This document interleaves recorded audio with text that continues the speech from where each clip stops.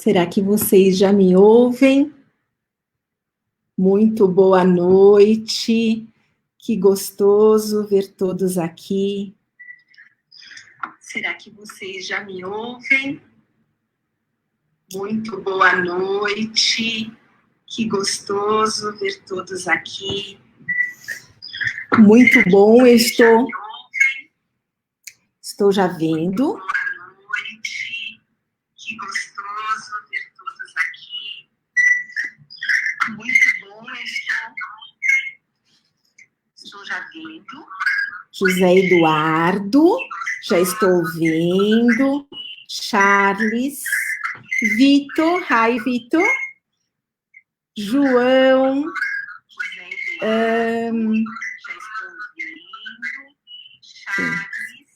Carlos, meu amigão. Sérgio Camei, que gostoso, viu? Jeana. Carlos, meu amigão. Acho que agora não vai ficar duplicando a minha voz, porque eu estava com o meu celular aqui também conectado, né? Estava com áudio, mas acredito que agora esteja bem. Estão me ouvindo? Maravilha. Ótimo. Acredito que agora esteja tudo ok, porque já desliguei o outro equipamento, né? O som. Então, acredito que esteja alguém.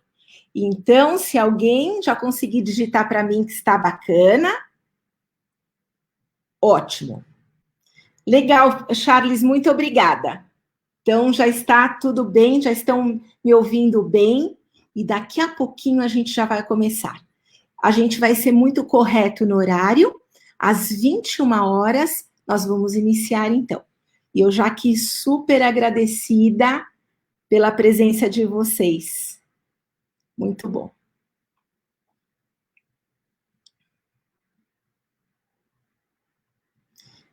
Me escuta bem, né, João? Zé Eduardo, quanto tempo? Estão todos me ouvindo bem? Ou existe um delay? Não existe. Bacana. Então, estou feliz. Já estou feliz aqui. E é tão bom esse período inicial, porque depois, quando a gente compartilha a apresentação, já não consigo ver mais ninguém. Então, é uma delícia estar recebendo vocês aqui em casa. Então, muito obrigada pela presença de vocês. Vai começar em 10 minutos. Muito bom. Esse é um horário, né, muito tarde já, mas, por outro lado, todo mundo já teve a oportunidade de trabalhar, né, fazer seu jantar, seu lanchinho. Então, agora tem esse momento, né, para a gente descansar, relaxar falando de trabalho, essa é a verdade. Mas que bom. Vamos ver quem mais. Maeda, olha, quanto tempo, Maeda, que eu não te encontro. Muito obrigada, viu, por você estar aqui. Muito joia. Acho que eu não esqueci de ninguém que tenha entrado. Muito bom. O nosso compromisso aqui, né, já que temos aí uns minutinhos, é trabalhar, né, a questão da ciência e das tecnologias em casos clínicos, que é o que eu preparei para vocês, num período em torno aí de 1 hora. Então, de tal modo que não fique super extenso, né, numa terça-feira, às 9 horas da noite, mas eu desejo que seja bom para todos nós, né, já estou aqui muito agradecida. Muito bem. Que pena que eu não posso ouvir vocês, só realmente ler o que vocês escrevem, né? Mas é muito bom, 1 hora vai chegar lá, a gente vai poder ter essa conexão, né, direta, em tempo real. Mas, de qualquer modo, eu já estou super agradecida ao Udpecker e à WAK, né, pelo convite, e por ter vocês aqui. E para a gente, né, não importa, né, a gente quer muita gente sempre, mas a gente faz com o mesmo carinho. Para 1, para 20, para 200, enfim, é o mesmo compromisso, o mesmo carinho para todos. Tânia, também boa noite, muito bem-vinda, Tânia Abi.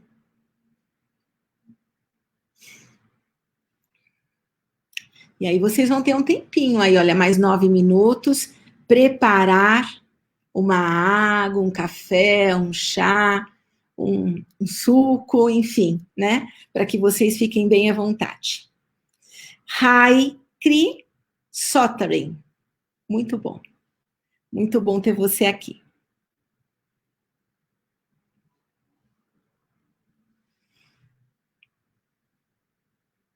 É uma pena, né, que a gente vai falar, né, em português, então muitos dos nossos colegas acabam, né, não nos compreendendo, mas sempre é o desejo, né, que os países, né, da América Latina possam nos acompanhar e depois provavelmente deve ficar gravada, né, essa apresentação, e aí com calma, né, os profissionais de outros idiomas podem tentar entender nosso português. Então é isso.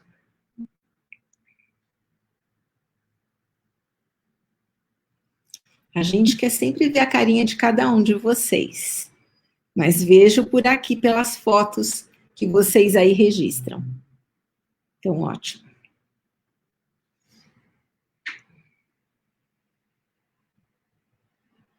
Eu só vou compartilhar mesmo daqui 7 minutos. Enquanto isso, quero ficar lendo aqui as pessoas que vão entrando e dar o meu boa noite, né? Porque eu me sinto recebendo vocês aqui em casa. Essa é a verdade. Maíra Costa. Oi, Maíra. Vamos fazer um curso? Vamos, com certeza. O nosso instituto já está pronto, né? Só faltam chegar umas cadeiras, que é o que vai finalizar, e agora em outubro eu pretendo iniciar os cursos presenciais, certo, Vão? A gente vai começar com um curso de 2 dias, mas logo lá no site vocês vão poder acompanhar. É que assim, é muito complexo para mim. Enquanto não estiver tudo pronto, exatamente do jeito que eu imaginei, eu não quis anunciar nenhum curso. Mas agora em outubro a gente já vai começar. Sejam todos muito bem-vindos, e é uma casa para todos nós, aqueles que tanto gostamos, né, do ensino dentro da endodontia. Então, eu quero realmente que vocês possam conhecer, né, um lugar simples, mas acolhedor, e com equipamentos Woodpecker, inclusive, né, enfim, que é o material que eu uso, equipamentos que eu uso no meu dia a dia. Jamais falaria de algo que eu não usasse. Então, fico bem feliz de poder também proporcionar, né, a quem for ao Instituto também esses equipamentos que vamos conversar hoje um pouquinho. Muito bom.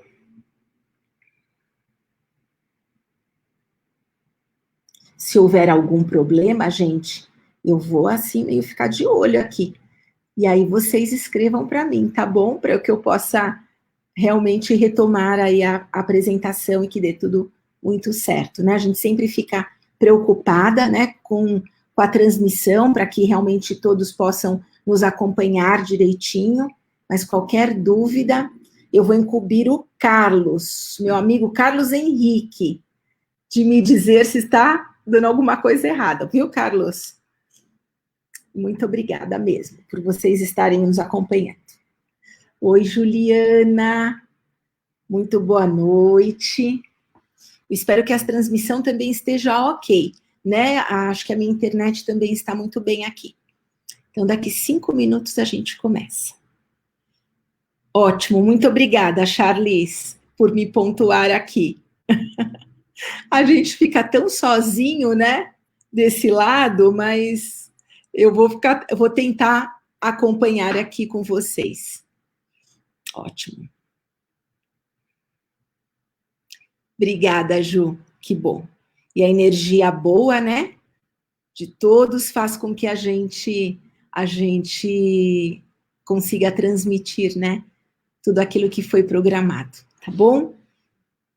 Obrigada, viu, Carlos, por estar me orientando aqui também, que tá tudo jóia. Bacana. Espero que todos estejam bem também, né? Estamos aí meio retomando as nossas atividades. Espero que vocês estejam todos bem vacinados, né? Eu acho que a grande maioria está mesmo vacinada, e eu espero que a gente logo, né, possa realmente voltar às nossas atividades como antes, né? Nossos congressos, nossos encontros presenciais, que a gente sente tanta falta, né?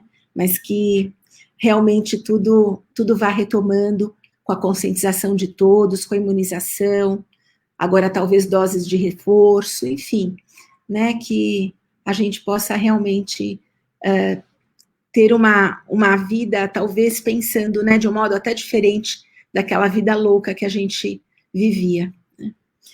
Eu lembro tão bem, nossa, no ano de 2018, eu acho que eu fiz 60 trechos de viagem. E às vezes a gente, né, fica um dia anterior, mais o dia do curso, depois que você chega, e olha só essa comunicação virtual, né, que nos permite conectar com a China, do outro lado do mundo. Olha que bacana. Então, muito bom. Realmente, um lado espetacular, esse lado do mundo virtual, né, que a gente possa usufruir muito disso. Muito bom, gente. Espero que eu esteja bem para vocês, hein? Me arrumei para vocês. Que eu esteja à altura de todos. Muito bem, vamos aguardar 3 minutos e aí, então, iniciamos.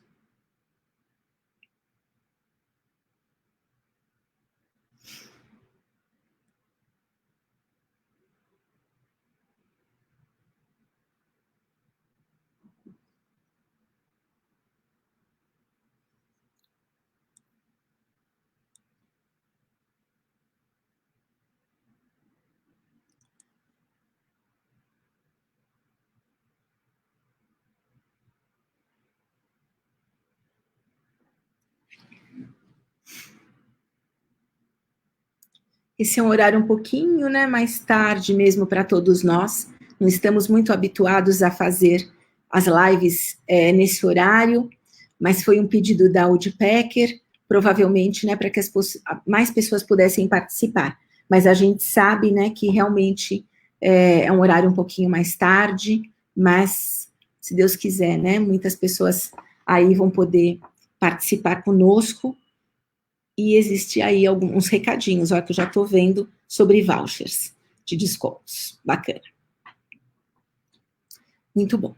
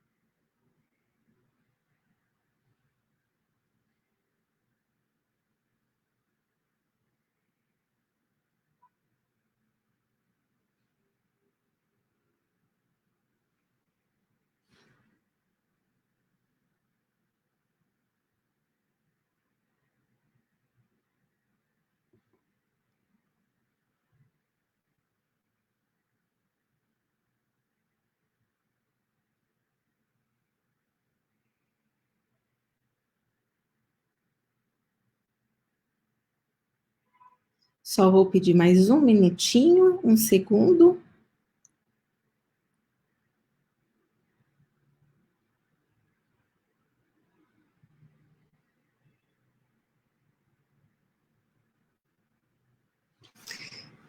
Muito bom. Então, agora eu já vou, então, compartilhar, né, minha apresentação com vocês. E vou, então, compartilhar a minha tela. Muito bom.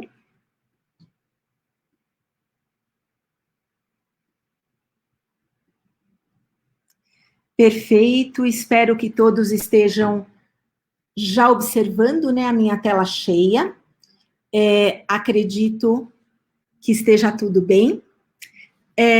E agora, então, eu inicio a minha apresentação, né, nosso encontro marcado para agora, né, às 21 horas do dia 24 de agosto, e vou, então, iniciar aqui dando o meu boa noite oficial a todos vocês. Certamente, né, nem todos os dias são fáceis, e essa terça-feira pode não ter sido um dia muito fácil, né, para você. Mas é sempre assim, a vida é assim, Às vezes a gente tem dias mais fáceis, outros mais difíceis, mas o importante é que você está aqui comigo, com a gente, né? E a gente deve finalizar, então, o seu dia, se Deus quiser, né? Com aprendizado, com uma troca, e eu já estou aqui agradecendo pela oportunidade de estar com você. Então, muito obrigada pela sua companhia, pela sua presença, e mais do que tudo isso, pelo seu tempo. E eu aqui, já muito agradecida por tudo que vamos trocar, dividir e receber no dia de hoje. Então, muito obrigada por você estar aqui comigo, e vamos então agora agradecer a essas duas empresas que permitiram esse nosso encontro aqui. A Woodpecker, uma empresa chinesa, e a WAK, aqui sediada em São Paulo, representando a Woodpecker no Brasil. A WAK, que é dos nossos queridos doutora Rita e doutor João, que já se tornaram Rita e João. Quero muito agradecer a vocês, a todo o time WAK, pelo convite, pelo honroso convite, a vocês dois, né, Woodpecker e WAK, parabenizar a WAK por todo o trabalho que tem desenvolvido no Brasil de modo tão comprometido, seja no momento da venda, seja no pós-venda, seja nos grupos de capacitação, quando o profissional adquire o equipamento. Então, realmente, vocês estão de parabéns, e a Endodontia só tem a agradecer vocês por nos proporcionar equipamentos de tão alta performance. Então, meu muito obrigada pelo convite, mais uma vez. Para aqueles que não conhecem ainda a Woodpecker é uma empresa que está sediada em Guilin, pouquinho longe de Hong Kong. E é uma indústria, na verdade, muito focada no desenvolvimento de equipamentos de alta tecnologia para a odontologia, em especial para nós, né, da endodontia. Ela já está no mercado há mais de 30 anos e conta com mais de 450 funcionários. Eles estão em mais de 130 países e detêm muitas patentes no mundo. Então, realmente, né, é um presente ter equipamentos da Woodpecker no nosso país. Se vocês acessarem o site da Woodpecker, vocês vão ver uma gama imensa de equipamentos. E eu aqui hoje vou pontuar a vocês os equipamentos que eu uso no meu dia a dia. Como até falei no início, jamais falaria de um equipamento que não faz parte da minha rotina. Então, vamos iniciar, né, pelas unidades ultrassônicas. Veja que eles têm cerca de 12 modelos de unidades ultrassônicas, é um carro-chefe da empresa, e eu aqui, então, vou colocar a experiência para vocês do meu U600. É uma unidade ultrassônica toda touch com reservatório, que tem aí uma onda senoidal que realmente traz muito conforto ao paciente, muito fácil de manejar e extremamente eficiente. Com certeza, né, os endodontistas gostam, né, de terem duplicata seus equipamentos, né, especialmente os mais antigos aqui, os mais experientes, vamos dizer assim. E realmente, né, tenho outras unidades, mas a U600 é o que eu uso no meu dia a dia. Então, fica para vocês aí uma experiência, uma recomendação muito positiva. Um outro equipamento também, uma outra unidade ultrassônica portátil, que eu já tenho utilizado há cerca de um ano, mais ou menos, é o Endo 1 ou Endo One, que foi então lançado, né, agora recentemente aqui no Brasil, que permite fazer agitação da sua solução irrigadora, assim como também da sua medicação intracanal, ou mesmo do seu cimento endodôntico. Então, ele é totalmente sem fio, portátil, e o que é interessante nesse equipamento é que você, ao acionar, ele já vai fazer a sua ação por 20 segundos. Eu não preciso contar, eu não preciso desligar, ele já tem essa função.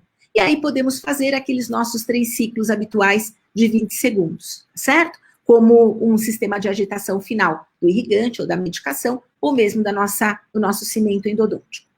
Em relação ao localizador foraminal, né, Eu acho que é o primeiro equipamento que um endodontista, um aluno de pós-graduação, adquire. E aqui no Brasil, né, apesar dos vários modelos, nós temos já o Mini-PEX, já tem, eu acho que há 1 ano e meio, mais ou menos, super portátil, especialmente para aqueles que prestam serviço, com certeza o Mini-PEX é um excelente localizador foraminal. E um outro braço da Audipecker, que é a DTE, né, nos Estados Unidos, nós também trouxemos para cá, né, a WAK trouxe o DPEX 3, que eu particularmente gosto muito, né, como eu estava comentando com a Rita, eu acho que depois dos 30, né, vamos pensar assim, a gente gosta realmente de um monitor um pouco maior, e além, assim, de um design super bonito, muito eficiente. Tem alguns alunos da minha especialização que têm exatamente o DPEX 3. E uma característica dele é poder, se você tiver um modelo de motor sem fio, que é o Econ+, você pode associá-lo à sua cinemática. Você pode conectar somente o DPEX 3 no Econ+, ok?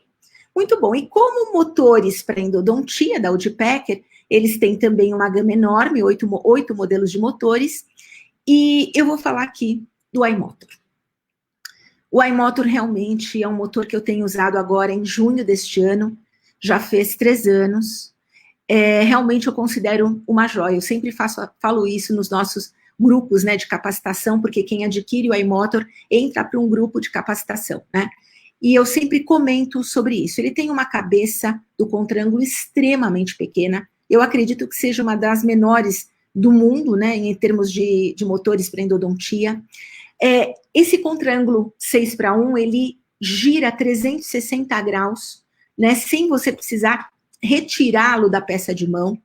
Você tem ali todas as cinemáticas, né, disponíveis. Então, você tem rotatório, você tem reciprocante à direita e à esquerda, você, inclusive, tem um movimento chamado de ATR, que é um rotatório, só que a velocidade vai no máximo até 500, enquanto que os outros programas até 1.200 RPM.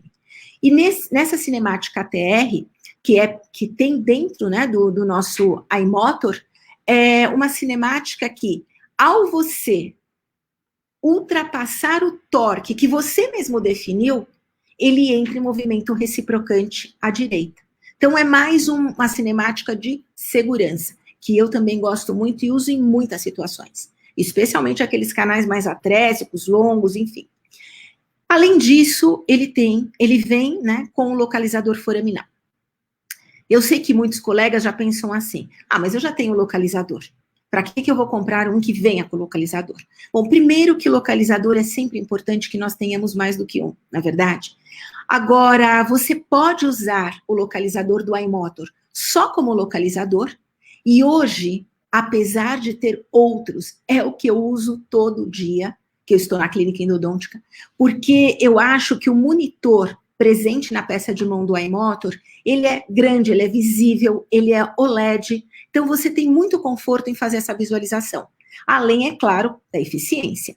Claro que quando, né, eu comecei a usar, obviamente a gente compara com outros, considerado padrão ouro no localizador foraminal, e com certeza, perfeito. Então hoje, realmente, eu sou bem apaixonada pelo iMotor. E agora, mais recentemente, nós também recebemos no Brasil o New iMotor, esse Black, que também tem uma versão, né, vermelho Ferrari.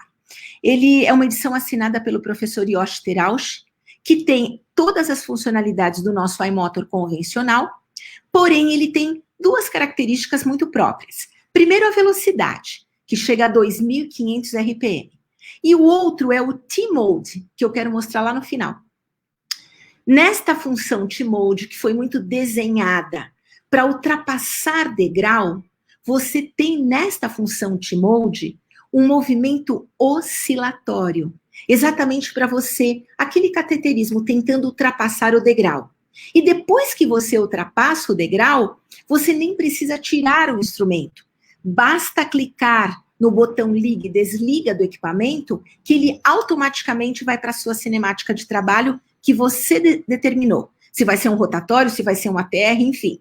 Então, essas são as 2 características adicionais do New iMotor, ok? E ainda nós temos o sistema de obturação, que também já está disponível no Brasil, o FAIP e o FAID, que são, né, a termoplastificadora e a termoinjetora, que também todos esses equipamentos disponibilizados aqui no Brasil pela WAK, que apesar de estar em São Paulo, ela distribui para o Brasil todo, tá certo? Então, assim, gente, na verdade, é tão simples falar daquilo que você usa. Então, realmente, esses são meus equipamentos de uso diário. E eu fico muito feliz em poder falar, ou, enfim, dar um depoimento profissional sobre esses equipamentos de tão alta qualidade que chegaram até nós. Muito bom. Então, hoje, eu venho aqui conversar com vocês de um modo mais clínico desta vez. Eu realmente quero trabalhar com caso clínico, com casos clínicos, inserindo tecnologias, mas com a compreensão da ciência. Porque de nada vale a tecnologia se a gente não compreende princípios biológicos. E é isso que a gente quer fazer. A gente quer inserir essas tecnologias de modo racional, compreendendo o motivo pelo qual estamos usando. E é isso que a gente, então, que eu desenhei para vocês nessa noite. Quais são os casos da nossa rotina diária ali no consultório? Quem trabalha com endodontia são casos como esse que a gente se depara no nosso dia a dia. São aqueles canais não localizados por outros colegas e que acabam enviando para que você, então, o faça. Ou muitas vezes canais que você não localizou, mas que ainda bem que esse paciente retornou, mesmo que com uma periodontite apical, mas te dando a oportunidade, novamente, de achar o caminho correto.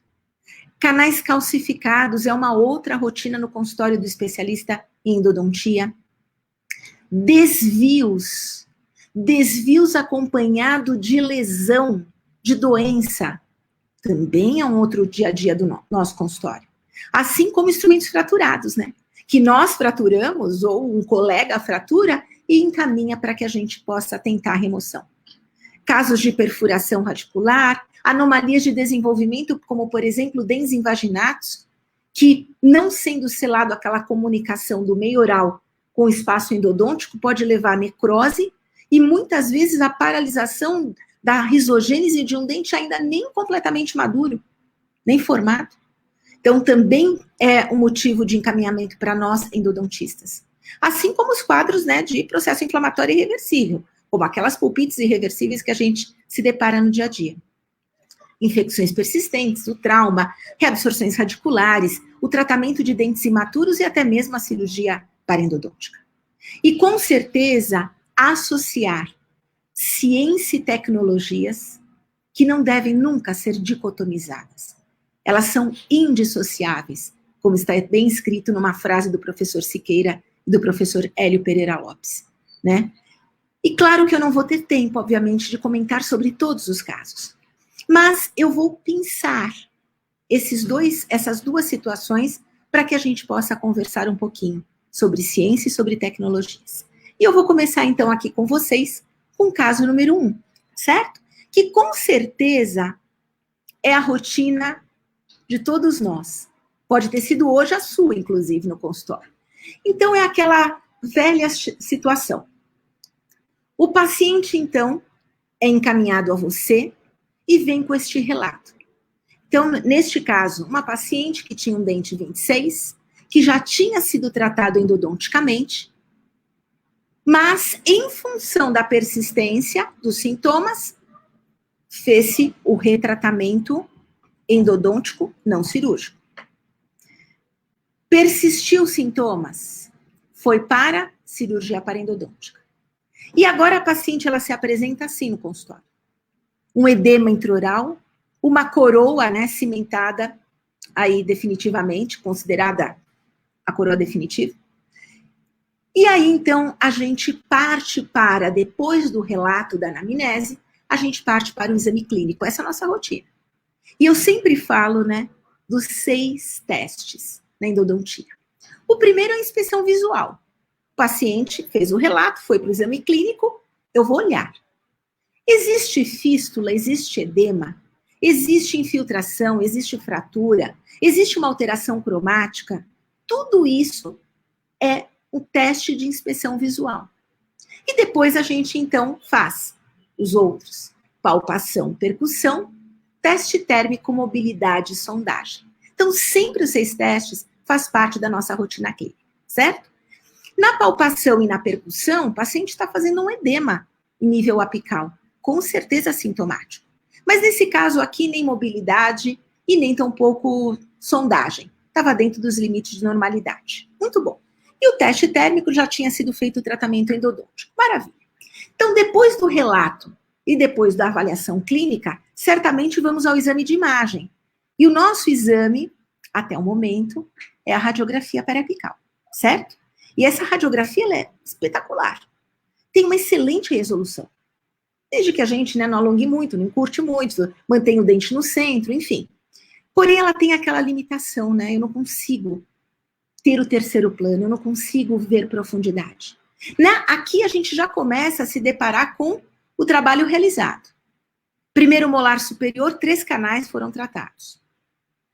Diz que fez uma psectomia, mas a gente não consegue definir isso nessa imagem radiográfica. Parece, tem uma sugestão de uma área de rarefação nessa mesovestibular. Vocês acham, que pena, né, que a gente não pode conversar, mas vocês acham que a gente deve propor algo sem ver essa unidade de modo tridimensional? Hoje não mais. Então, com certeza esse paciente é levado a uma tomografia Cone-Beam, preferencialmente de alta resolução. E hoje, nós somos, na clínica de radiologia, no Instituto de Radiologia, nós somos os maiores consumidores de tomografia Cone-Beam, especialmente em alta resolução. E eu acho que, apesar do Instituto saber que somos nós grandes consumidores e deveria ter suas máquinas perfeitamente ajustadas ao exame endodôntico, e eu espero que esteja tudo bem aqui conosco, né? Tá tudo jóia? Eu acho muito importante que nós saibamos os parâmetros. Os parâmetros da tomografia para a endodontia. E nós temos como conferir esses parâmetros. Então, por exemplo, para iniciar, hoje, tomógrafo de alta resolução para endodontia, aqui no Brasil, nós temos ou Prexion ou X800. Mas na minha cidade, na minha região, não tem esses tomógrafos. Ok, vamos fazer o exame tridimensional com aquilo que é possível fazer. Mas muitas vezes a gente está em grandes centros que tem esses tomógrafos de alta resolução e a gente nem sabe. Então, primeira coisa que a gente sempre tem que saber, que tomografia não é tudo igual. E a tomografia, olha só, depois do sensor, né, digital que a gente acabou de usar, é a outra tecnologia que está à nossa disposição. E muitas vezes a gente nem sabe que na nossa cidade, no nosso bairro, muitas vezes, existe lá um tomógrafo de alta resolução. Então, basicamente, são esses os 2 tomógrafos que nós temos em alta resolução. Muito bem. Um primeiro parâmetro para compor a alta resolução, porque muitas vezes você está com equipamento de alta resolução, mas as imagens adquiridas não estão dentro dos parâmetros de alta resolução. E é isso que nós temos que chamar atenção. Só para vocês terem uma ideia, né, já vou fazer um comentário. Recebi um caso de uma colega endodontista e ela fez a solicitação da tomografia em alta resolução. Só que quando eu solicitei os arquivos originais do exame, que são as imagens DICOM, eu vi que o exame não tinha sido feito no X800, que era o tomógrafo de alta resolução daquele instituto. Tinha sido feito num outro tomógrafo, no caso foi um OP300. Mas ela nem sabia conferir se realmente tinha sido feito em alta resolução. Eu que acabei conferindo isso, e aí o paciente voltou ao instituto para refazer o exame em alta resolução, conforme a solicitação da colega. Então, eu acho que assim, é claro que nós não somos radiologistas, mas eu acho que tem parâmetros básicos que a gente pode saber e pode conferir quando esse exame chega. Então, a primeira questão é o FOV, é o campo que vai ser escaneado. Então, veja, Nós tivemos, em 2019, no International Endodontic Journal, no mesmo número, 2 publicações do professor Patel e colaboradores, falando exatamente sobre essa questão do FOV para endodontia. Então, veja, apenas FOV pequeno, os FOVs pequenos são recomendados para diagnóstico e manejo de problemas endodônticos. E ainda, ele continua, o pequeno FOV vai reduzir o volume do tecido exposto. E ainda, né, também a diminuição, né, da dose efetiva. Mas, principalmente, ele vai reduzir o espalhamento, os ruídos, te oferecendo imagem de alta qualidade, de alta resolução espacial. Por isso que tem que ser o menor FOV. Ainda ele continua no outro artigo. Qual é esse menor FOV? Menor, por exemplo, do que 5 centímetros, de área escaneada. Isso que é aplicável para endodontia, minimizando a dose efetiva, bem como melhorando a resolução espacial. Correto? Então, veja, o FOV é um aspecto importante para compor a resolução do seu exame? Com certeza. Só para vocês terem uma ideia, este é o Prexion novo, o Explorer, ele tem 4 tamanhos de FOV. Eu espero que quando a gente envie para o Instituto de Radiologia, ele saiba que para nós da endodontia tem que ser no 5x5, porque o menor campo escaneado é um dos parâmetros a te oferecer alta resolução. Mas se ele muitas vezes não está habituado, eu posso escrever isso no nosso encaminhamento. Só para vocês terem uma ideia, o X800, dependendo do modelo, ele pode ter 11 FOVs. Claro que o Instituto de Radiologia deve estar atento a isso, sem que o endodontista faça essa solicitação do menor FOV, mas não seria bom a gente colocar isso na nossa requisição e conferir depois isso? Muito bom. Então, só para vocês terem uma ideia, o menor FOV do Prexion é 5 por 5 centímetros, enquanto que do Morita é 4 por 4 centímetros. Um outro aspecto interessante é o tempo de exposição. Quanto maior o tempo de exposição, também vai contribuir para melhor resolução. Então, no caso do Prexion, são 37 segundos, e no caso do Morita, são 17,9. Olha que avanço. Ah, mas 37 segundos, o paciente ficar quietinho, passando esse tomógrafo no entorno da sua cabeça, é tranquilo. Não é. Quantos pacientes que vocês já receberam o exame vêm com artefato de movimento? E você pergunta para o paciente, ele fala, eu tive que repetir 2 vezes já esse exame, 2, 3 vezes. Por quê? Porque 37 segundos é muito tempo. Não é muito melhor deixar 17,9 segundos? Certo? Muito bom. E quanto ao voxel, ou espessura do slice, que também vai ajudar a compor alta resolução. Quanto menor, melhor. Olha só, menor FOV, menor voxel, maior tempo de exposição, e são aspectos que a gente tem como conferir no nosso exame. Então, a espessura, né, o voxel do Prexion é de 10 milímetros ou 10 micrômetros, né? E no caso do X800, o menor é 0,08. Por isso, gente, que quando eu faço a minha requisição, eu gosto de fazer a requisição assim, não usando aqueles guias do Instituto, é uma coisa tão simples, feito num Word, tão simples. E tem lá no nosso site também, para que vocês possam ver, salvar, enfim. E aqui, eu gosto sempre de fazer um pequeno histórico, veja, uma página só, não é nada contar uma grande história, mas a gente faz um pequeno histórico, se eu tiver fotos ou radiografia, eu também coloco para auxiliar o radiologista no momento de laudar o exame. Porque eu quero o trabalho dele, eu quero o laudo dele, porque ele conhece muitas estruturas que eu, como endodontista, não conheço. Então, eu gosto, sim, quero ler o laudo do radiologista e vou, então, oferecer ferramentas para ele também poder se beneficiar no momento do laudo. Então, quando eu faço uma solicitação para um Prexion, eu gosto de colocar assim, o nome do paciente, o dente que eu quero que eles escaneiem, o nome do tomógrafo, e entre parênteses eu coloco alguns parâmetros que eu acho que é importante. Eu posso marcar só FOV pequeno, ele vai ter que me dar o menor FOV, mas se eu já sei que é 5 por 5, eu vou lá e marco 5 por 5. Eu quero um voxel o menor possível, 0,10 milímetros. E eu quero o máximo de tempo de exposição.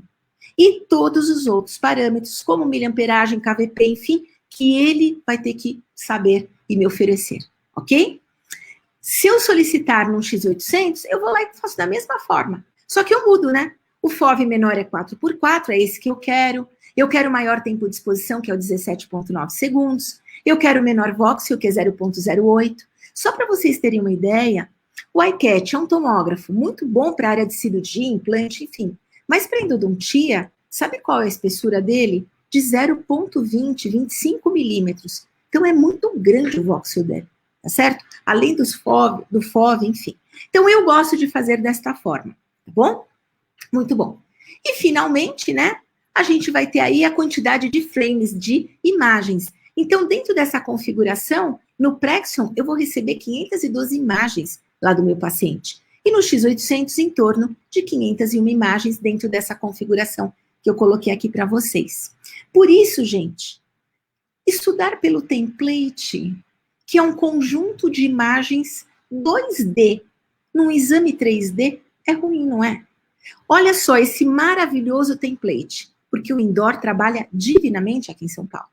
Mas aqui, se eu for contar, eu tenho 42 imagens, perto das 512 imagens oferecidas pelo volume total do exame. Então, como é que a gente sempre tem que tentar estudar o caso? Visualizando de modo tridimensional, fazendo uma análise volumétrica. E nós temos programas para fazer isso. É muito mais fácil, é muito mais eficiente. Puxa, eu não sei. Sem problema nenhum. Se eu conseguir estimular aqueles que não trabalham dessa forma a buscar um curso de tomografia para endodontista, com certeza valeu a pena eu passar por aqui hoje. Então é assim que a gente estuda. É muito mais fácil. E a comunicação que você pode fazer com o seu paciente é incrível. Eu gosto de estudar sozinha a tomografia e depois eu marco um momento para mostrar para o paciente. Eles ficam encantados em ver aquelas imagens do dente deles e de um modo tão simples, né? Então, sempre estudar no visualizador é o mais indicado para que a gente possa melhor estudar. E só para finalizar a questão da tomografia aqui com vocês, eu diria o seguinte: para quem trabalha num ambiente Macintosh, que é o meu caso, por exemplo, eu não consigo abrir nenhum visualizador de nenhum tomógrafo, porque eles não rodam no ambiente Mac. Então, o que eu sempre faço lá no final? Eu peço para eles enviarem, lá no final da minha requisição, eu peço, me enviem, por favor, por WeTransfer, todo o arquivo DICOM, que são aquelas 512, 501 imagens, assim como também o laudo, o template, eu quero tudo, certo? E depois, então, eu vou ler este exame num leitor de DICOM, que roda bem no Mac, que é chamado de Horus, que é gratuito, certo? Então, é assim que eu faço. Com certeza, trabalhar, estudar, visualizar o nosso exame no visualizador do próprio tomógrafo, que pode me ser enviado, por exemplo, por um CD ou mesmo por e-transfer, é muito melhor. Porque aquele visualizador ele foi pronto para avaliar o exame daquele tomógrafo. Mas, infelizmente, esses visualizadores não rodam em Mac. Então, para quem trabalha com Windows, então eu sugeriria desta forma. Quem for solicitar uma tomografia em Prexion, vai pedir um CD, e lá dentro do CD ele vai pedir tudo. O arquivo DICOM, ele vai pedir o laudo, ele vai pedir o template, vai pedir o visualizador. Já vem tudo junto. Se ele pedir um X800, tudo isso pode ser enviado por o e-transfer, não precisa do CD. Dá para ser feito dessa forma. E se lá dentro do Windows, você, que avalia tantas tomografias de tantos tomógrafos, você quer um leitor universal de DICOM, você pode usar o Radiante, que é um similar do Horus, só que dentro do ambiente Windows. Tá bom? Para muitos, eu estou falando assim um arroz com feijão, certo? Mas para outros pode ser alguma coisa, né, que não tenham ouvido, enfim, eu espero que vocês tenham compreendido. Mas com certeza esse é um assunto fascinante, que é o exame tomográfico. Como aqui eu não vou ter tempo para rodar o volume com vocês, que eu adoraria, eu então selecionei algumas imagens. Então, olha só a radiografia desse paciente, certo? E o corte tomográfico. Então, eu vou até tentar ver se eu consigo colocar aqui para vocês o meu passador, que eu já devia ter feito isso, mas esqueci. Então, veja como é tão diferente, né? Um corte tomográfico de um corte, de uma imagem da nossa periapical, que é ótima, né? Mas ainda tem muitas limitações. Então, aqui, olha, se vocês observarem, tem um texto, enfim, mas se vocês observarem, olha só a raiz mesovestibular. A gente consegue ver nitidamente aqui, ó, o corte, né? Eu tô conseguindo ver que realmente sofreu um corte nessa região, que foi fruto daquela tal apsectomia. Mas eu tenho aí a presença de uma lesão, de uma periodontite apical. E olha essa outra raiz, que é a distovestibular, que também apresenta lesão, que apresenta um tratamento endodôntico aquém do desejável. E vocês sabem, né, gente? Periodontite apical é um sinal de infecção. Nós já aprendemos isso há 56 anos com o professor Kakehashi. E o meu amigo Carlos, que está aí, ele vai falar para mim, toda apresentação você coloca o professor Kakehashi. Mas, gente, infecção, né? Faz parte do dia a dia do endodontista. Então, o que ele nos ensinou, o professor Kakehashi? Sempre que você tiver uma periodontite apical instalada, é porque dentro do espaço endodôntico, você tem necrose e ainda você tem infecção. E o professor, né? Antes de falar do professor Siqueira. Então, sempre que a gente tem aqui uma imagem como essa, eu tenho que saber que essa imagem que está do lado de fora da raiz, essa imagem radiolúcida ou hipodensa, chamada popularmente de lesão apical, nada mais é do que uma reação inflamatória dos tecidos periapicais. E essa reação inflamatória, esse sistema imunológico supervigilante, ele está aí tão exuberante, exatamente motivado por irritantes que estão dentro do canal, que é realmente representado por bactérias, né? Então, toda vez que eu vejo uma periodontite apical, eu tenho que ter esta percepção como profissional de saúde. Eu tenho que entender que o que está do lado de fora é uma reação inflamatória, é uma resposta imunológica, é um exército que se formou junto à região apical exatamente para conter a infecção dentro do canal, para que ela não vá para outros órgãos e tecidos. E nesse artigo também do professor Siqueira, que eu também sempre cito, do professor Ricucci, eles foram avaliar exatamente dentes já tratados endodonticamente. Claro que nesse trabalho também foram avaliados dentes com infecção primária, mas como o foco da nossa paciente aqui já é um tratamento realizado, então vamos ver se nesses casos eu tenho bactéria dentro do canal. E eles viram que em 100% eu tenho bactéria dentro do canal. A periodontite apical, após o tratamento endodôntico, ela contém infecção intrarradicular. E as bactérias lá dentro do canal gostam de viver assim, na forma de comunidade, em biofilme. E isso a ciência nos mostra. E agora, até mais recentemente, 2020, quando o grupo do professor Siqueira, professor Isabela, professor Alejandro foram estudar casos de periodontite apical pós-tratamento endodôntico, eles observaram exatamente isso. A presença da infecção intrarradicular como a principal causa da lesão. Então, vocês estão vendo ali, a persistência de bactérias no terço apical é o fator etiológico mais importante na periodontite pós-tratamento endodôntico. E ainda continuam aqui, que lá no sistema endodôntico, na porção apical, ela é a responsável pela periodontite apical pós-tratamento endodôntico. Portanto, fica aqui também que as bactérias foram detectadas em todos os casos desses dentes tratados já endodonticamente que mantinham a periodontite apical, mostrando que a infecção intrarradicular, ela é a causa número 1 do nosso insucesso, certo?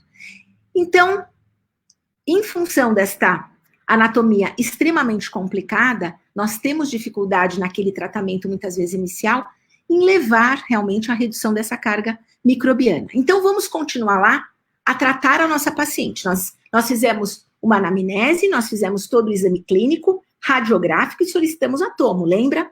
Então, nesta tomografia, então agora, como é um dente multirradicular, nós vamos, então, fazer um estudo raiz por raiz, para depois fechar diagnóstico e propor a terapêutica, ok? Muito bom. Quando a gente avalia a raiz mesiovestibular daquele dente 26, é nítido. Nós temos aí lesão apical, periodontite apical, nessa mesiovestibular, e veja o que é super comum. Canal MV2 não tratado.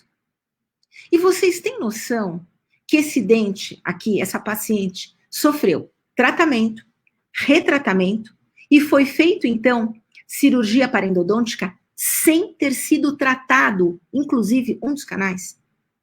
E eu quero bem que vocês me avisem, viu? O horário, quando faltar 15 minutos, por favor. Então, gente, é por isso que a gente, mais uma vez, vai reforçar aqui com vocês a minha tal frase. Para quem decidiu que vai cuidar das pessoas, estudar faz parte. Ela é fundamental, não é opção alguma, é um dever de todos nós. Como é que vai para uma cirurgia parendodôntica de um primeiro molar superior, com apenas 3 canais tratados, sem um exame tomográfico? Esse tratamento, gente, foi feito há 2 anos, onde a tomografia já está presente. Então, por isso que a gente sempre fala, parabéns a vocês que estão aqui, né, nessa noite, fazendo mais uma imersão dentro da nossa especialidade, para poder realmente melhor ajudar o outro, certo? Muito bom. Nesse estudo, né, de 2018, mostra a importância de se procurar o MV2. Veja, foram aqui, né, foi feito, nesse caso, um estudo multicêntrico, envolvendo 21 países, né, 21 regiões, onde cada pesquisador, que foram 21 muito bem, né, treinados, 20 radiologistas, 20 endodontistas e um radiologista, cada grupo, cada país ofereceu uma análise tomográfica de primeiros molares superiores de 250 dentes, compondo 5.250 primeiros molares superiores analisados. E vejam aqui a prevalência, por exemplo, aqui no nosso país. Então, de cada 10 primeiros molares superiores, 8 têm o MV2. E olha que interessante, um comentário, na verdade, dentro do próprio artigo. 46,5%, ou seja, 50% desse MV2 nem é localizado. Ótimo, não é localizado. Mas a não localização leva à formação, a desenvolvimento de lesão periapical, na grande maioria, 76%. Então, veja, a gente não acha 50%, e desses 50% quase, a maior parte leva ao insucesso, leva à manutenção ou à formação da periodontite apical. E nessa revisão sistemática ainda mais recente, agora, de 2020, de um grupo, né, de Lisboa e do Brasil, veja, 15.285 primeiros molares superiores foram avaliados e 8.600 segundos molares superiores. Veja a incidência do MV2 da ordem aí de 70%. Então, realmente, o MV2 é super presente. Por isso é que a gente sempre fala, primeiro molar superior tem 4 canais. Nem que você deixe uma sessão só para procurar esse 4º canal, certo? Muito bom. Avaliando agora a raiz disto-vestibular desta nossa paciente, veja que a gente tem a presença da periodontite apical, a gente tem a presença, né, de um tratamento endodôntico aquém do limite desejável, portanto, é também uma raiz com doença, certo? E a raiz palatina, finalmente, vocês estão vendo bem os guias, né, sempre em cima do meu alvo, neste caso aqui, ó, a raiz palatina, e a gente observa também uma área com uma hiperdensidade diferente, que sugere ser um pino de fibra de vidro que eu nem via na minha periapical. E realmente era. Maravilha. Estudando, então, o caso, nós temos aqui o diagnóstico de abscesso periapical agudo, ok? E aí nós temos como tratamento o retratamento. Puxa, mas você vai fazer o retratamento de um dente que já foi feito cirurgia parendodôntica? Sim. Por quê? Porque a gente já aprendeu, a estudar o volume, que realmente nós temos ali doença ainda infecção intrarradicular.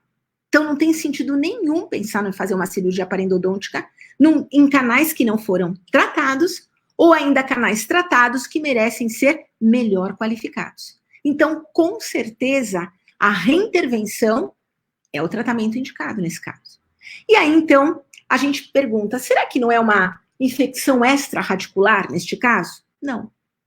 Olha só, gente, infecção extrarradicular é um percentual muito pequeno. Veja que no trabalho do professor Ricucci, professor Siqueira, só 6%. E sempre associado com sinais e sintomas persistentes. Aqui, nesse caso, eu não tenho nenhuma expectativa sobre isso. Eu tenho muito a ser feito via endodonto. Se depois de tudo isso, ainda eu tiver uma recorrência, uma persistência, agora sim, eu já vou pensar que realmente a infecção está do lado de fora. Ok? Maravilha. Então, qual vai ser o meu planejamento no retratamento endodôntico não cirúrgico? Essa sequência. Eu vou desobturar, eu vou preparar, eu vou agitar, eu vou fazer PDT para aqueles que fazem, eu vou usar medicação, eu ainda vou obturar e depois, frente à remissão dos sintomas, e vou fazer, então, a reabilitação. Esse é o planejamento. Ok? Muito bom. Então, vamos para o atendimento clínico juntos dessa paciente. Então, aqui nós temos uma coroa cimentada definitivamente, enfim, cheia de excessos, né? Mas quando a gente trabalha com magnificação, a gente realmente observa tudo isso. Muito bom. Então, aqui, olha, inicialmente, né, eu tentei manter essa coroa, até porque era uma área extensa, né?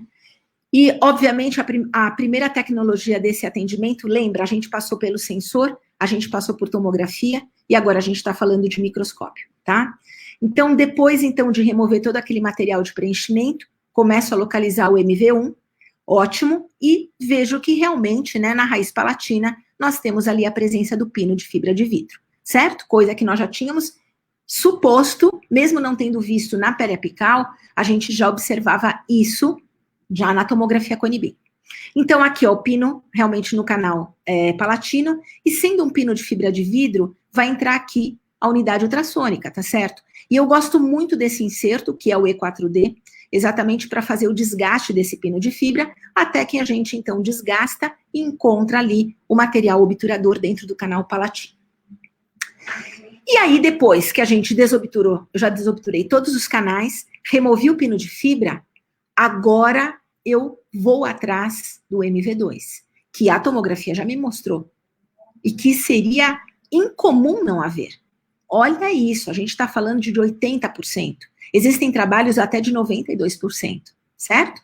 Muito bom. E para isso, eu jamais vou usar uma broca, certo? A gente vai usar de novo a tecnologia ultrassônica, né? Os insertos ultrassônicos. Então, aqui também são duas sugestões para vocês. E aqui, então, a gente localiza, desgastando com insertos, com magnificação, e aí, então, eu vou trabalhar com aquele conhecimento da anatomia que nós temos, né, para buscar o MV2. Depois disso, então, é o momento de se fazer a odontometria neste caso, né? Então, aqui, de novo, eu vou falar para vocês que realmente é do meu uso diário. Então, eu acho, perfeito, 15 minutos, gente, que me chame foi solicitado aqui. Então, olha só, para fazer odontometria, como eu falei para vocês, não é porque eu estou aqui, né, nesta live da empresa, mas é porque realmente faz parte do meu dia a dia. Então, eu gosto muito do iMotor, eu acho que esse LED, esse OLED, né, ele tem uma visualização super confortável, então é ele realmente que eu vou utilizar. E depois de fazer a odontometria, eu preparo o químico mecânico. No caso aqui também, né, é o meu motor do meu dia a dia. Em relação aos instrumentos, eu gosto muito das Logix, né, da EasyBase, realmente é a minha rotina, e esse motor me permite aí escolher aquela cinemática que eu quero trabalhar, tá certo? Ou rotação contínua, ou reciprocante, ou mesmo ATR. E aí os canais preparados. Bacana. Depois que a gente faz o preparo, né, dos canais radiculares, o que a gente incorpora são sistemas para fazer a agitação dos irrigantes. Então, nós podemos fazer uma agitação ultrassônica, tanto com só a unidade ultrassônica, quanto o próprio Endo 1, e a Audipecker, ela tem esses dois insertos destinados a PUI, que é o E62 e o E60, que é esse espiralado, aliás, gosto muito, porque ele é bem flexível, e a gente também tem a possibilidade de fazer agitação, seja com a Easy Clean, né, da Easy Base, assim como também a X-Pin do Finisher, da FKG, que eu posso usar no meu motor na cinemática de rotação contínua, a 800 RPM e 1 Newton de torque, certo? Pode ser até 1000 RPM. E depois disso, a gente parte para outra fase, que é a fase da medicação intracanal. E aí, aquele assunto controverso, né? Se a gente vai medicar, vai fazer sessão única, enfim. Vou falar aqui a minha rotina. Em casos de infecção, a medicação intracanal, para mim, não é uma opção, ela faz parte do protocolo de desinfecção. Então, aqui, vocês estão vendo, então, aqui a colocação, né, de uma medicação intracanal, à base de hidróxido de cálcio, tá certo? Vocês estão vendo até uma comunicação lá, né? É um outro dente, tá certo, gente? Não é o nosso dente 26. E esse é o preenchimento que a gente, então, faz em toda a extensão. Podemos até radiografar para ver se está realmente preenchido em toda a extensão. Decorrido, então, o período da medicação, nós, então, reavaliamos o paciente. E nesse caso aqui, né, a regressão de sinais e sintomas, e aí, então, o momento de fazer a fase final, que é da obturação. Tá? Nesse caso, foi obturado com cimento biocerâmico, e depois o corte foi feito com a termoplastificadora, ou enfim, a termocompactadora. Eu realmente uso essa termocompactadora apenas para fazer corte. Eu não faço condensação com o termocompactador. Eu sempre prefiro fazer o corte e ter ali os meus calcadores, que eu adoro, inclusive os calcadores da Easy, os calcadores para fazer a frio a condensação. Eu prefiro dessa forma. E também, aqui é só para mostrar para vocês a FIP, que ela vem com essas 4 pontas, com tip e taper, né? Enfim, ela é muito prática e ela é usada para fazer corte da gutapercha. Essa luvinha que vocês estão vendo amarela, para exatamente funcionar como um isolante e não evitar de queimar, né, o lábio do paciente. E depois a limpeza da câmara pulpar, gente, eu gosto muito de fazer com ultrassom. Então eu abro a porta, né, a porta de água, e aí então eu uso o mesmo inserto que a gente usa para fazer PUI, é o que eu gosto de fazer. Então você vai vendo, ele vai sendo mais turvo, depois mais tranquilo, então realmente eu acho que fica bacana a limpeza da câmara pulpar desta forma, tá certo? Tem escovinhas, enfim, mas eu gosto bastante do ultrassom. E aqui então, o momento, né, do exame final, né, com os dois canais, o MV1 e MV2, naquela raiz que já tinha sido operada, né, cortada num plano meio irregular, e agora esse paciente vai para a reabilitação, tá certo? Aqui a gente tem um desgaste, não aquele desgaste que eu tenha feito, tá certo? Porque eu estou olhando exatamente o que eu estou desgastando do pino de fibra, mas um desgaste que já existia, quando a gente remove, a gente já vê aquele desgaste na dentina. Ok. E aqui, então, finalizado esse caso. Veja, olha só as tecnologias envolvidas. Muitas, né? Mas, gente, para poder aplicar isso de modo adequado, com certeza, estudar, conhecimento, planejar e ter feito, né, treinamento é muito importante. De nada vale tecnologia sem conhecimento de aplicação, né? Eu sempre penso assim. Esse caso número 2, eu tenho ainda alguns minutos. Caso número 2, gente, é também um caso de MV1 não localizado. Olha só. A gente tem que falar também um pouco dos nossos insucessos, né? Porque a vida não é só feita de sucesso, né, gente? Todos nós aqui, né, falhamos. E por sermos humanos, somos imperfeitos, né? E eu fico muito feliz se eu tenho a oportunidade de corrigir o erro. Então, veja, eu finalizei esse caso dessa paciente, procurei sim o MV2, mas não localizei. Essa paciente chega 5 anos depois com essa imagem. Achado radiográfico, tá? Da própria dentista dela. Quando eu olho, o que vocês acham? Totalmente assintomático, viu? A palpação, a percussão, tudo, mas é evidente que eu tenho uma periodontite instalada. E periodontite é sinal de infecção.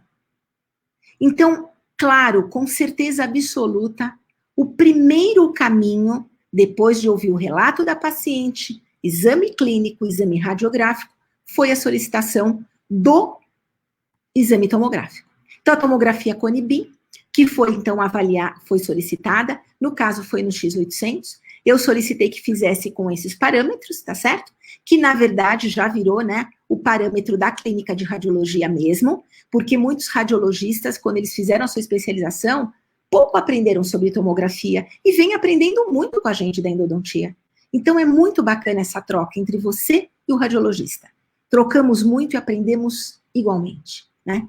Então, foram feitos nesses parâmetros, o menor FOV, o maior tempo de exposição, 17,9, o menor slice, 0,08, e eu consegui, então, 501 imagens desse dente. E aí, vamos analisar raiz por raiz. Ai, olha o que a gente vê. Periodontite apical instalada. E MV2 não localizado. E o que a gente vai fazer? Vamos fazer, né? Vamos buscar esse MV2. Bem distante, olha só. Ele bem distante do MV1. E eu coloquei aqui para vocês esse filtro para mostrar bem neste pontinho. Olha, eu vou ampliar aqui para vocês. Vamos ver se vai funcionar aqui o meu carregador. Não, né? Eu vou, então, colocar aqui bem para vocês. Veja aqui, olha, onde está bem a ponta da seta, ó. Olha, a gente tem o forame independente do meu MV2. E olha o tamanho da destruição. Muito bom. Então, nesse momento, eu faço a avaliação das outras raízes que compõem, né, os outros canais que compõem esse dente. Não vejo doença em nenhum deles. E vou partir, então, para uma análise do meu MV2. Olha que maravilha, gente. Os recursos da tomografia. O MV2 estava lá, mas sabe quanto ele estava? 8,5 milímetros lá para dentro. E quem vai me ajudar a localizar? Com certeza, o conceito Microsonics, onde eu tenho lá o microscópio e a unidade ultrassônica. E, de novo, eu gosto muito desse inserto E4D. Então, vamos lá, a busca. E olha que bacana a localização do MV2, inclusive fazendo essa curva. Eu podia, sim, ter tido uma... Às vezes, nessa busca, às vezes, você vai desviando do caminho, mas com paciência. E eu vou dizer para vocês que não foi naquela sessão que eu comecei. Eu demorei 2 sessões para localizar direitinho esse canal. Certo? Mas não importa. Fico muito, muito feliz de ter tido a chance de refazer esse caso, né? E aqui foram feitos depois todos os procedimentos de desinfecção e aqui o caso finalizado. E ela vai fazer uma nova tomografia, que eu gostaria de ter tido tempo de já trazer para vocês, tá certo? Então, gente, primeiro molar superior. Veja, trabalhos mostrando pelo menos 70%, outros 82,5%, tem trabalhos com mais de 90%. Tenho que procurar. Legal, 5 minutos, mas vocês vão me deixar falar o último caso, tá bom? Então, aqui, mostrando, isso é a vida da gente no consultório, né? E, por fim, eu quero aqui colocar o último caso, que é um caso desta paciente, que tem aqui, né, um tratamento de cirurgia ortognática. Eu gosto sempre de fazer pequenos resuminhos quando eu termino, mas em função do tempo, gente, eu vou caminhar, né, de caso em caso, e vamos, então, finalizar aqui com este. Então, nós temos aqui um primeiro molar superior, dessa paciente que fez uma cirurgia ortognática há 8 anos, veja, com esses parafusos, bem complicado, né? Ainda bem que temos localizador foraminal, certo? Porque imagens como essa, bidimensionais, durante o tratamento, são muito complexas. E aí nós temos um dente com polpa necrosada, uma infecção primária, o que chamamos, então, de periodontite apical primária, nesse caso, sintomática. Muito bom. Ocorre, né? Fizemos aí o acesso, vi na câmara pulpar uma mega calcificação. Como que a gente faz a remoção? De novo, inserto ultrassônico. Por isso é que hoje o ultrassom ele está completamente inserido em todas as fases da terapia endodôntica, seja no acesso até a cirurgia, né? Então, aqui, de novo, a E3D, que ela é mais robusta, depois, conforme você vai entrando em áreas, né, mais delicadas de remoção, você pode diminuir, né, o diâmetro desse inserto diamantado para uma E4D, por exemplo, enfim. E aí, então, claro que vamos à busca do MV2, porque a gente já aprendeu que de cada 10, 8 tem pelo menos, né? Muitas vezes a gente fica frustrado porque a gente desgasta e não consegue localizar. Somos humanos. Muito bom. E aí, então, fomos à busca do MV2, sempre com o uso do inserto, porque é muito pouco comum que ele esteja tão à mostra quando você faz o acesso à câmara pulpar. A gente tem que buscar, a gente tem que ir atrás. E a gente vai fazer sempre isso com o inserto. Muitas vezes ele está a 2 milímetros, às vezes ele está mais profundamente localizado. Se você tiver uma tomo prévia, maravilha, já sabe o seu caminho, o seu trabalho. Mas aqui, não tendo a tomografia prévia, a gente então vai sempre à busca do MV2. E o que aconteceu neste caso? Eu estou lá trabalhando, usando o localizador, porque é muito complicado de avaliar isso radiograficamente, né? Confirmar, né? Quero dizer, com esses parafusos, estou lá trabalhando. De repente, eu vejo que o meu MV2 não desce mais. Criei um degrau. Mas, naquele momento, que motor eu estava frente? Ao New iMotor, que tem aquela função T-Mode, certo? Muito bem.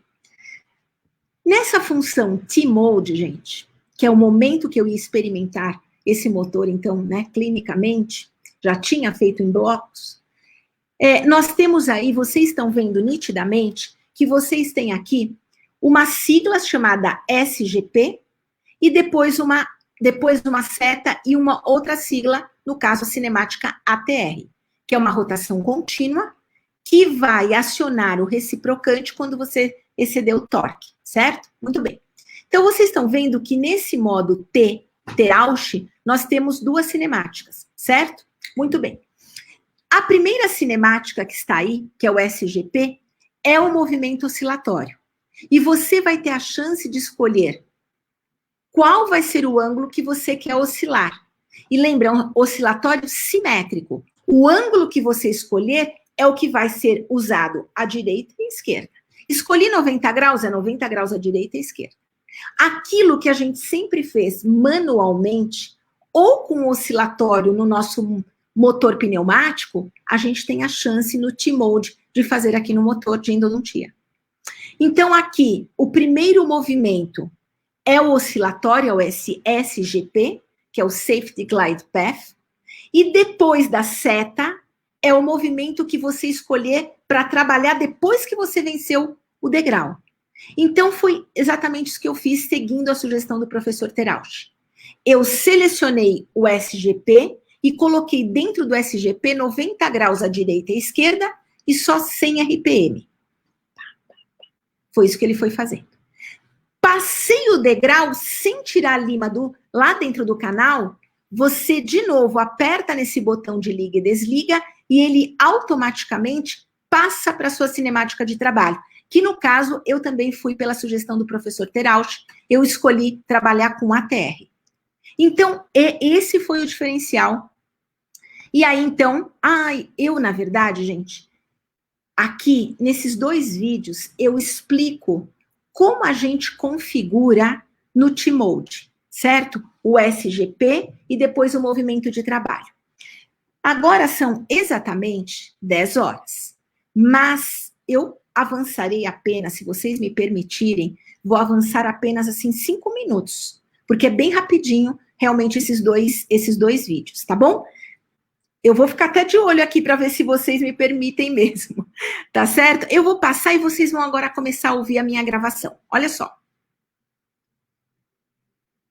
Aqui é o novo iMotor, que vocês estão vendo aqui a peça de mão, e aqui então nós temos o contraângulo, como nós conversamos anteriormente, um contraângulo redutor 6:1, certo? Então eu vou ligar o equipamento aqui neste botão de liga e desliga, e vocês vão ver que esta primeira função que temos aqui é o T-Mode, ou Terauchi Mode. E nós temos aqui, então, SGP, que significa Safety Glide Path. E depois vocês estão observando aqui uma seta e uma nova cinemática, neste caso aqui está configurado o ATR. Muito bom. Então, nesta função, que foi desenhada pelo professor Yoshi Terauchi, para vencermos aqueles degraus que podem ocorrer durante a nossa cinemática, durante o nosso preparo químico-mecânico. Então, aqui, nós temos SGP, que é o Safety Glide Path, nada mais é do que um movimento oscilatório. E depois que você, nesta cinemática oscilatória, você vencer o degrau, aí sim, você então, clicando novamente neste botão on-off, você vai ser levado à sua cinemática de trabalho, que neste caso aqui foi selecionado o ATR, que é uma sugestão do professor Terauchi. Mas nós podemos usar outras cinemáticas de trabalho, como, por exemplo, a rotação contínua à direita, nós podemos usar reciprocante, ou mesmo o próprio ATR.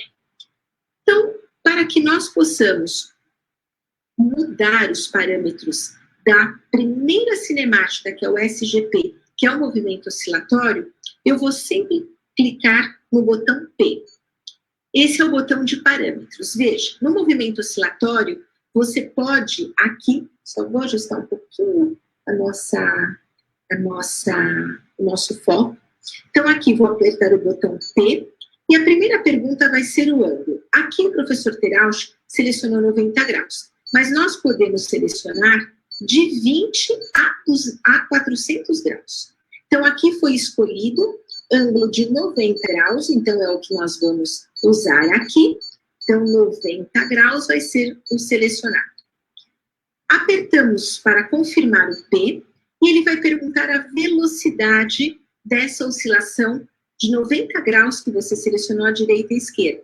E você pode ir de 100 a 500. Então, nós vamos selecionar 100 RPM, conforme a sugestão do professor Terauchi. Pronto, já selecionamos este glide, este momento de ultrapassar o degrau, o movimento oscilatório. E agora o nosso movimento de trabalho. Perfeito. E agora, então, nós vamos, então, para o movimento de trabalhos. Okay. E com uma velocidade de 100 RPM. E agora, é o último vídeo, gente. Vamos escolher um outro movimento, que é o movimento depois que você ultrapassa o degrau. Então, aqui, de novo, confirmo, e agora ele vai perguntar qual é o movimento que você deseja. ATR, CW, que é a rotação contínua no sentido horário, CCW, rotação contínua no sentido anti-horário, ou reciprocante ou ATR. Vamos escolher ATR, que é a sugestão do professor Terauchi. Confirmo, velocidade pode ir de 100 a 500, foi definido 300, mas se eu quisesse modificar, é só botão mais e menos, vou deixar 300, confirmo. O torque, eu posso de 0,4 até 4 newtons, mas o professor Terauchi sugere 0,4, lembrando aqui que eu posso de 0,4 a 4 newtons. Então, aqui eu vou escolher, no caso, vou escolher 0,4 newtons, que é o que o professor Terauchi sugere. Confirmo. O ângulo à direita, eu vou deixar 240 graus, que é a sugestão também dele, podendo variar, né, como vocês vão ver, vamos voltar lá, né, naquele modo da angulação, vocês podem observar que essa angulação à direita vai até 400. E o mínimo, então, 60. Então, vamos deixar aqui 240 graus, como é uma sugestão do professor Terauchi. Confirmo. E o ângulo à esquerda, eu vou deixar 90 graus. Lembrando que eu posso ir de 20 até 240. E vou deixar 90 graus, como é a sugestão, então, do professor Terauchi. Certo? 90 graus e confirmo. Perfeito. Então, aqui está definido que eu vou tentar ultrapassar o degrau, oscilando 90 graus à direita e à esquerda, numa velocidade de 100 RPM, que foram as configurações que eu utilizei para o SGP, e o movimento ATR está configurado conforme vimos anteriormente. E aqui, então, neste caso, foi usado desta forma e consegui retornar, então, ao canal original, ok? Então, aqui, para passar o degrau, nós temos, então, a configuração daquela função SGP, Safety Glide Path. Desta forma, é a sugestão do professor Terauch, 90-90, 100 RPM, e depois que você ultrapassa o degrau, você, então, pode usar um movimento da sua escolha. Ele sugere o ATR nessas configurações, que é o que eu acabei também utilizando, tá certo? Muito bom. Depois, então, os canais foram preparados, foram obturados, foram cortados, enfim. E aqui, gente, só para vocês relembrarem, né? Quantas vezes já tivemos situações como essa, onde o degrau já estava formado quando chegou até nós, como essa sequência que vocês estão vendo, e a gente, então, sempre foi manualmente tentando ultrapassar o degrau e ganhar a luz do canal. Só que agora nós podemos, então, pensar, né, em fazer de modo mecanizado com o New iMotor, tá certo? Na função T-Mode, que só tem no New iMotor, não tem no iMotor convencional. Perfeito, gente? Eu vou encerrar aqui, deixando com vocês uma frase que eu acho que cabe bem para o momento que estamos agora, né? A tecnologia, quantas tecnologias nós vimos, né, no dia de hoje, aplicadas, ela só é bem aplicada em benefício ao paciente quando a ciência, ela é bem compreendida. Então, é exatamente isso que a gente falou lá no início. A gente, de nada adianta termos ali a tecnologia se a gente não compreende, né, as questões biológicas envolvidas para melhor aplicar essas tecnologias. E eu vou, então, aqui, né, encerrar com vocês, agradecendo muitíssimo a atenção, o tempo de vocês, me colocando à disposição para aquilo que vocês julgarem que eu possa auxiliar. Queria muito ver o rostinho de cada um de vocês e agradecer mais uma vez a Udpecker pela oportunidade, a WAK por também esta oportunidade, pela confiança, desejando, né, contribuir com todos vocês. Meu muito obrigada pelo tempo de todos. Eu deixo aqui o meu abraço a todos vocês. E acredito que agora eu vou interromper o meu compartilhamento, porque devem ter, às vezes, perguntas, né, que a gente tenha que responder. Então, eu vou retornar aqui, vou interromper o compartilhamento, e aí, então, se houver alguma pergunta que eu possa ajudar, eu fico aqui à disposição. Aí já estou meio descabelada, né, gente? Mas tudo bem. Normalmente, se há alguma pergunta, fica no chat. Como não existe, eu acredito que nós não tenhamos aqui... Ah, temos comentários. Ai, que bacana. Muito feliz, olha, de ver todos vocês. A Narela, a Charles, a Fabiana, o Christian, né? Ah, tá. Uma pergunta da Thaís. Linda, Thaís. A Thaís pergunta o seguinte. Nesse movimento SGP, tá? P de Patrícia, que é o Safety Glide Path, podemos usar qualquer sistema de limas? Sim. Na verdade, esse é um movimento de cateterismo, né? Que é esse oscilatório.